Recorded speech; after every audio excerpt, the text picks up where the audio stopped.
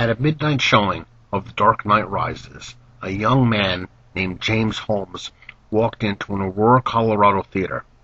He was carrying a shotgun, 2 pistols, an assault rifle, and a canister of tear gas. He had a gas mask and a bulletproof vest.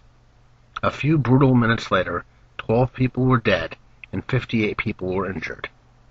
Over the last day, many have asked how this possibly could have happened. Although certainly the act of a mentally ill person, this terrible incident does lead to the larger question of how guns and violence are viewed in America.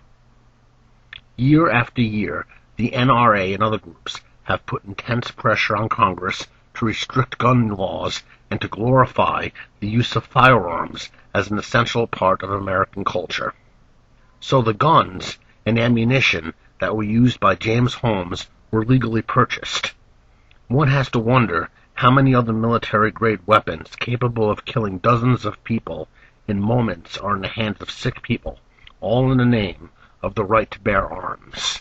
This is a person who brought 6,000 rounds of ammunition on the internet, and people are wondering, and people are saying, the NRA is saying that this is actually okay to do, that it's okay to be able to buy military-grade rifles and 6,000 rounds of ammunition on the internet.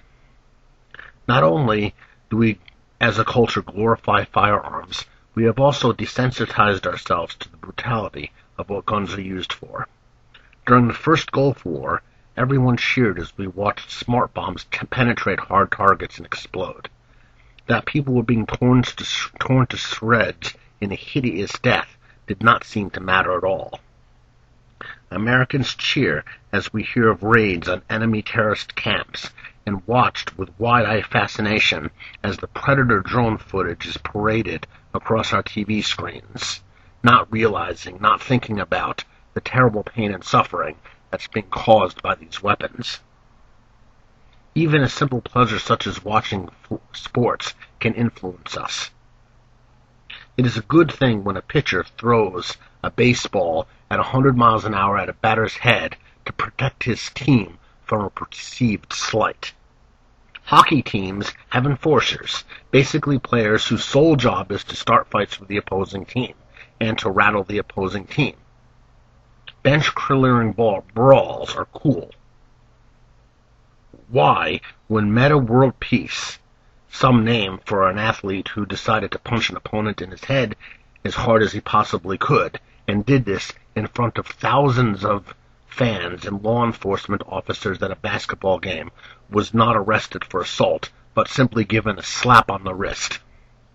And, all too often, our children watch heroes kill the bad guy with no lasting consequences into any of the later episodes with a shiny gun, and then end the story with a wisecrack or a celebration of a job well done, usually at a bar like Texas Walker or Texas Ranger or something. They always went to the bar or something. So there's always a celebration at the end, a wisecrack, a joke, and no lasting consequences. And it's just something that children see day after day after day. All this, added to the intense pressure to succeed in school and life, success measured by how much we have and how stylish we are, has led directly to the acceptance of violence and aggression as a normal response to threats, to perceived threats, as a part of American culture. So now, we have 12 people dead, 58 people injured, an entire community in mourning, and yet it still does not seem to be sinking in. In a few weeks, we'll have moved on as a nation to a new crisis, a new interesting thing on the news. These people will be forgotten. Occasionally, there'll be a memorial, but basically, we'll have moved on. Guns will continue to be easy to purchase. Assault rifles, military-grade weapons, ammunition, all of these things will continue to be easy to purchase, as if we're in the Wild West, which may have been wild, but wasn't a particularly good or glorious time to live. We, as a culture, have simply learned nothing from this experience, and this is something that we need to continue to think about and to deal with on a regular basis, or this will continue to happen time and time again.